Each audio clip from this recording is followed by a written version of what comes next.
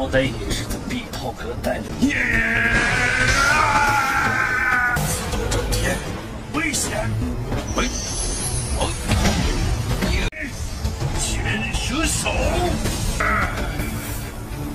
什么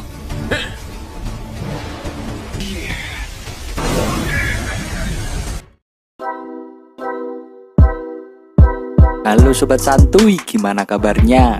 Semoga kalian dalam keadaan yang sehat ya. Nah, untuk menemani kaum berbaners, kali ini Mimin akan melanjutkan review film dari Dubu Xiaoyao. Video ini adalah part 13 ya sob, dan untuk link part lainnya ada di deskripsi. Oke sob, tanpa banyak nyiming, sebelum nonton, dari posisi paling enak, siapkan cemilan, logarkan celana dalam, dan langsung saja gas oi.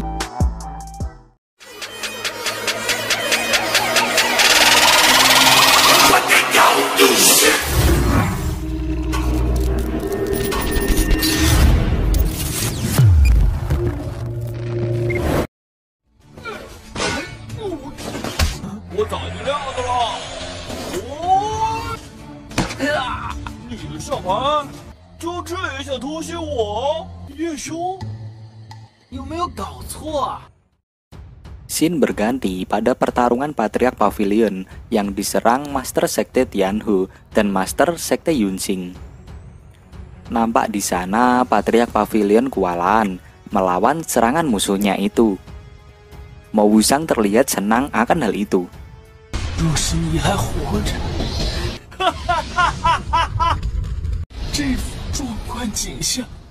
Scene berpindah pada kedua Master Puncak yang sedang bertarung dengan Master Sekte Tianhu yang berada pada ranah setengah janin suci. Nampak mereka kewalahan menghadapinya. Namun, Master Puncak Biyun bahkan rela membakar daya hidupnya demi orang yang ia cintai itu. Biyun memegang badan dari musuhnya. Master Puncak Biyun mengatakan kata-kata terakhir bahwa ia mencintai pujaan hatinya itu dan rela mati deminya. Kemudian terjadi ledakan yang sangat keras sampai terdengar ke tempat Yeyu dan yang lainnya.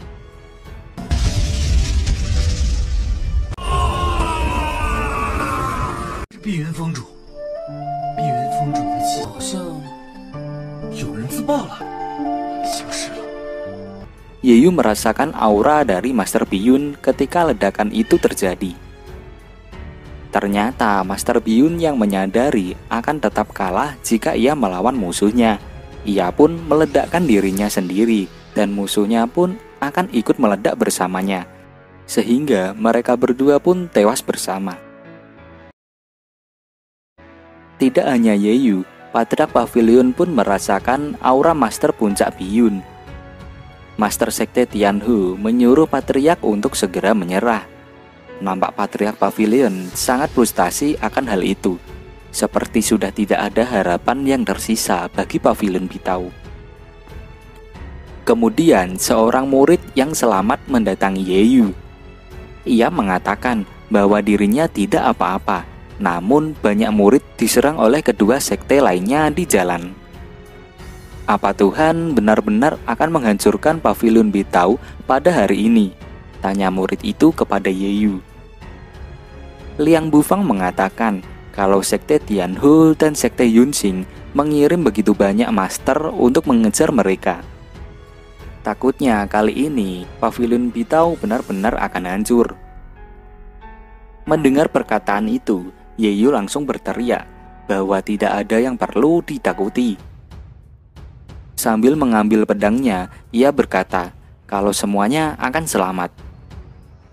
Ini bukan waktunya untuk menyerah. Begitu banyak murid Pavilion Bitau mencoba yang terbaik, bahkan dengan segala cara. Yeyu pun bertanya pada semuanya, apakah mereka ingin pengorbanan mereka menjadi sia-sia.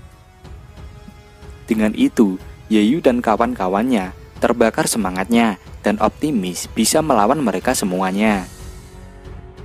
Yeyu pun memimpin mereka diikuti oleh kawan-kawannya dan membunuh musuh-musuhnya secara bersama-sama.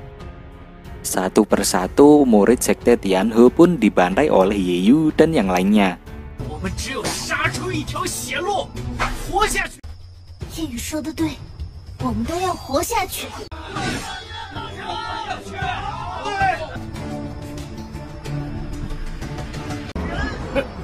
你们听到太怎么样？碧涛阁的兄弟们，冲啊！都得死！碧涛阁弟子，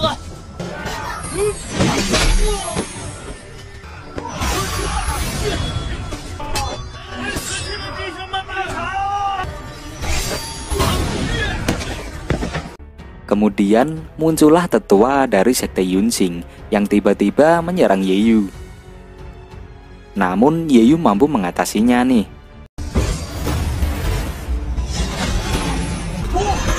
开神拳！好厉害！废话真多。冰云，我一定会带着他们。 灭涛掌！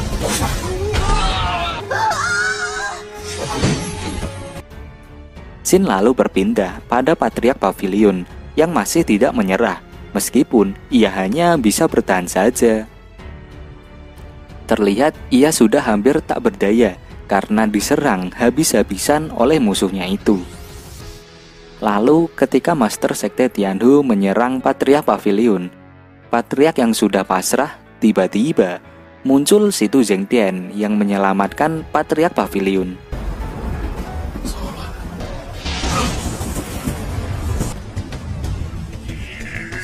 整天开了一下哦，我好歹也是在碧涛阁待了的。 死都整天。 Patriark menanyakan kenapa ia kembali. Lalu Situ Zhengtian pun menjawab bahwa ia telah berada di Pavilion Bitao selama beberapa dekade.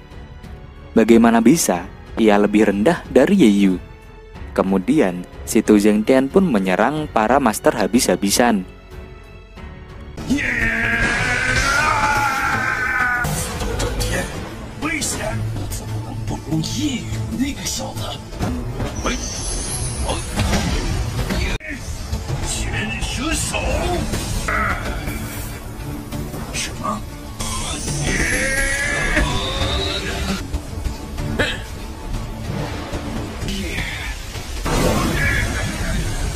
Karena perbedaan kekuatan yang sangat jauh berbeda, Situ Zhengtian pun kewalahan menghadapi Master Sekte Tianhu.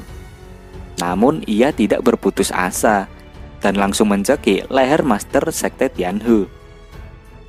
Karena orang-orang itu ingin menghancurkan Pavilion Bitao dengan perbedaan kekuatan, maka Situ Zhengtian berniat meledakkan dirinya bersama musuhnya itu. Ia mengatakan kepada Master Pavilion jika ia telah berbuat kesalahan besar, tidak berharap Master memaafkannya. Tapi ia berharap jika Master Pavilion mau memaafkan anaknya itu. Biarkan dia kembali ke Pavilion Bitao. Master Pavilion terus mengingatkan kalau Situ Zhengtian terus melanjutkannya, maka ia akan mati. Namun justru itu yang ia mau, mati untuk Pavilion Bitao. Dan ia sangat ingin Master menyetujui permintaannya agar dirinya bisa merasa lega. Dan akhirnya ia pun meledakkan dirinya sendiri.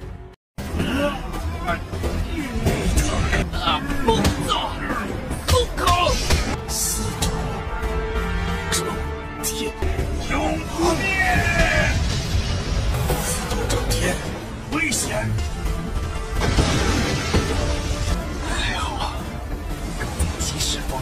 Namun sayangnya, Master Sekte Tianhu berhasil melepaskan dirinya dari cengkraman Situ Zhengtian yang membuatnya berhasil selamat. Kesempatan itu dimanfaatkan Master Pavilion untuk memulihkan kekuatannya. Menyadari hal itu, Master Sekte Yunxing berencana segera pergi dari sana dan menyerahkan semuanya pada Master Sekte Tianhu. Namun ketika ia ingin pergi, Master Pavilion segera menyerangnya dan bahkan merantai tubuhnya. Master Pavilion mengatakan karena ia tidak bisa hidup, lalu semua orang akan mati bersamanya. nampak Master Pavilion ingin meledakkan dirinya sendiri bersama para master lainnya. Master Sekte Tianhu terlihat ingin melarikan diri karena ini adalah kesempatan baginya. Jika Master Sekte Yunqing mati, maka Sekte Tianhu akan menguasai daratan. Namun Master Pavilion tidak membiarkan itu terjadi.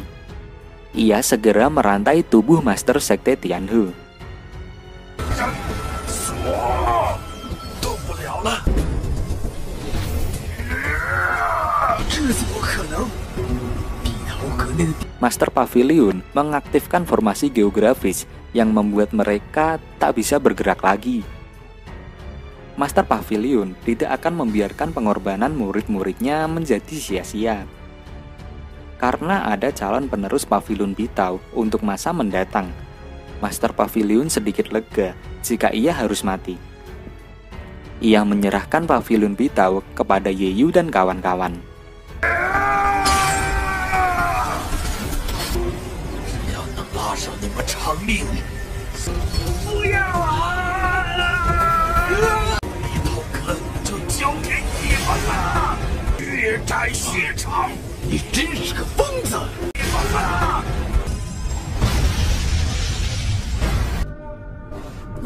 居然就这么死！难道碧桃阁主他死了？ Master Pavilion pun sudah meledakkan dirinya.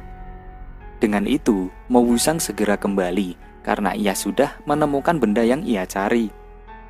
后会有期。碧桃阁主居然自爆！还好我离得远，否则…… Namun sayangnya, kedua master itu masih bisa bertahan dari ledakan Master Pavilion. Karena Master Sekte Yunqing saat peledakan berada berdekatan dengan Master Pavilion, maka kondisinya sangat parah. Sedangkan Master Sekte Tianhu yang berada di kejauhan masih bisa bertahan. Sayangnya, saat Master Sekte Yunqing sudah tidak berdaya lagi, Master Sekte Tianhu pun mengambil kesempatan itu dengan membunuhnya agar Sekte Tianhu menjadi penguasa daratan, karena Master Sekte hanya tinggal ia saja. Dengan terbunuhnya Master Sekte Yunqing, para murid pun sangat marah nih. Namun karena kalah kekuatan, mereka tidak berani menyerang Master Sekte Tianhu. Lalu Master Sekte Tianhu menyuruh muridnya untuk membunuh semua murid dari Sekte Yunqing.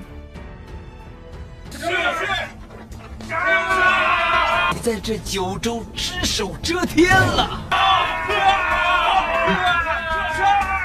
Setelah murid Sekte Yunqing telah dibantai, Master Sekte Tianhu menyuruh murid-muridnya mencari sisa-sisa murid-murid Pavilion Bitao. Di sisi lain, terlihat kelompok Yeyu yang masih bisa bertahan di dalam hutan. Mereka berlindung dengan sisa-sisa kekuatan mereka. Yeyu pun berencana mencari sisa-sisa formasi geografis di puncak Biyun. Karena itu, satu-satunya harapan mereka untuk terus bertahan. 要不是碧桃阁的地象被毁，他们现在虽然士气高涨，此刻只有我还有一战之力。任凭他搅。地象，希望那里阵势还有残留。 Yeyu menggunakan tekniknya untuk mengelabui Sekte Tianhu, dan mereka pun berhasil melarikan diri. 就是现在，快走！不好，所有人追上他们！ Saat mereka sudah sampai di sana, Yeyu dan yang lainnya tidak menemukan apa-apa. Si Jingyi menyemangati mereka dan percaya pasti ada sesuatu yang bisa dimanfaatkan. Namun sayangnya, Sekte Tianhu berhasil menemukan mereka. Aksi kejar-kejaran pun terjadi di antara mereka nih. Di tengah perjalanan, Yeyu memiliki ide dengan memasang formasi di tempat itu.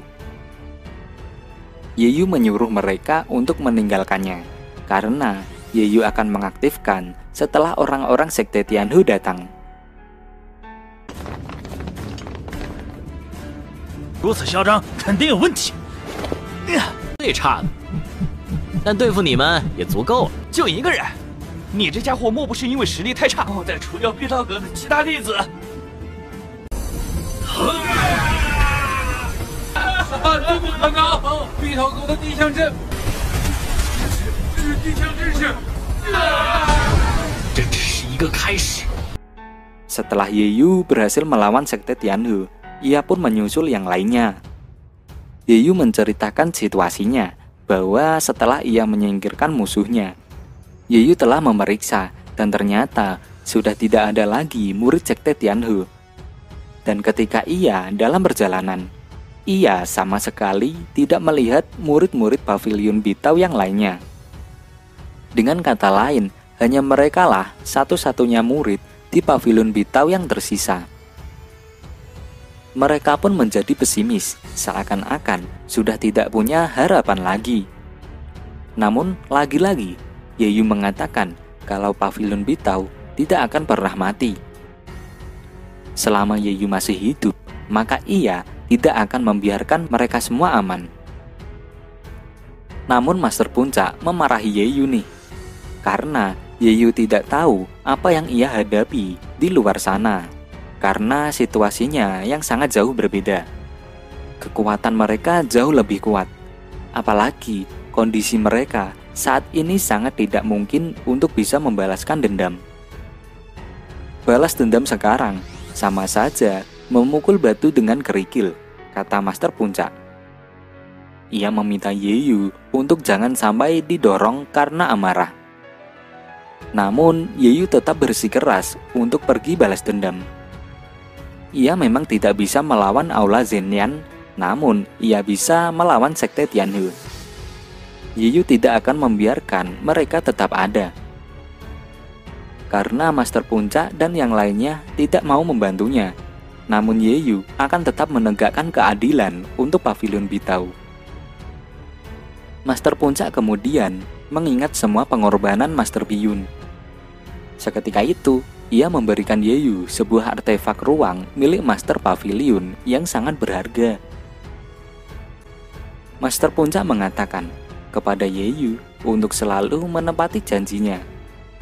Yeyu pun berjanji kalau dirinya tidak akan membiarkan mereka semua terjatuh. Lalu Yeyu mulai berangkat membalaskan dendamnya kepada Sekte Tianhe sendirian. 就让我看看你的未来吧。